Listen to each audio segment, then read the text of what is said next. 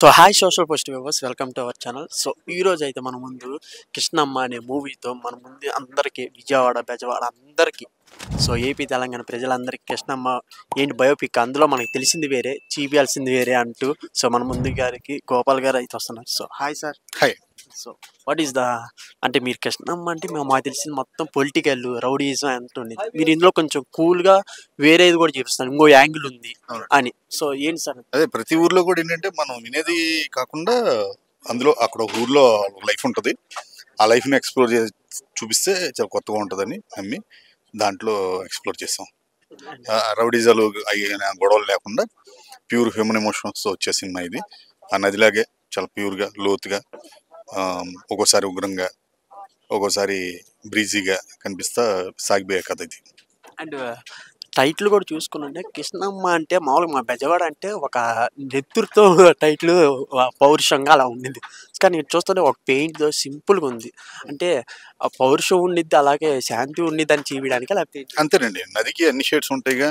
ఎక్కువ కలిగితే ఉగ్రంగా మారుద్ది వరదలు వచ్చినప్పుడు, లేకపోతే ప్రశాంతంగా ప్రణయంగా అలా వెళ్ళిపోతూ ఉంటుంది, లేదంటే ప్రళయం సృష్టిస్తుంది. ఇప్పుడు మనిషి అయినా నది అయినా ఏదైనా అంతే. అది చెప్పాలి.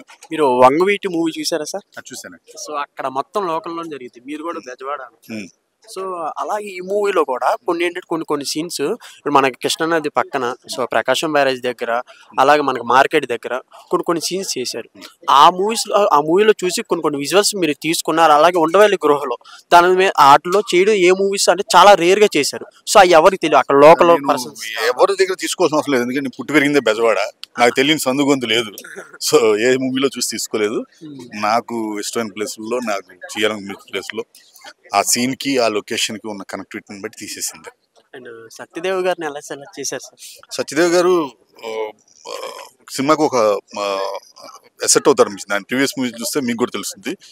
ఇదేంటంటే ఫుల్ ఒక 360 degreesలో ఎమోషన్ని పండించే క్యారెక్టర్. అవన్నీ పండించగలడని నమ్మి అతన్ని ఫైనల్గా మేము తీసుకోవడం జరిగింది.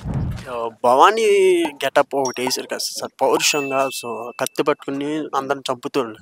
సో అది ఆ థాట్ ఎలా వచ్చింది సార్? అంటే ఇలా చూపిద్దాం ఒక ఎలివేషన్ లాగా. అది చెప్పాక నేను బెజవాడలో పుట్టి పెరిగినవాడిని. బెజవాడలో అనుభవం నాకు తెలుసు. బెజవాడలో ఏది ఎందుకు జరుగుద్ది అనేది కూడా నాకు ఐడియా ఉంది. సో నేను ఫస్ట్ నుంచి కూడా భవానీ ఆ డ్రెస్కి నాలో ఒక వైబ్రేషన్ వస్తుంది. అంతమంది భవానీలు విజయవాడ ఇరుముళ్ళు కట్టుకుని అక్కడి నుంచి ఇన్ఫ్లుయెన్స్ చేసుకుంది. అండ్ మొత్తానికి ఒక నలుగురిని పెట్టి అయితే మూవీ చేస్తున్నారు. సో క్యారెక్టర్స్ ఎక్కువ ఇంపార్టెంట్ మనకి సత్యదేవ్ గారితో ఉన్నట్టు తెలుస్తుంది. సో మిగతా వాళ్ళది ఎలా ఉండిపోతుంది సపోర్ట్? నలుగురిది కాదు మీరు అంటున్నారు, 40 మంది బయటకు వస్తారు రేపు సినిమా చూసాక. అందుకే సినిమా తీసింది ఇప్పుడు ఒక రోజులో. అంటే కొన్ని ఎమోషన్స్ని స్క్రీన్ మీద చూస్తేనే కాస్త దానికి కరెక్ట్గా జస్టిఫికేషన్ వస్తుంది, మనం అనుభూతి చెందగలుగుతాం. మాటలో చెప్తే పల్సన ఉంది, అందుకని ఎక్కువ మాట్లాడట్లేదు. రేపు సినిమా చూడండి, ఖచ్చితంగా ఒక ఎమోషనల్ రోలర్ కోస్టర్ రైడ్ చేసి పంపిస్తాం. Thank you.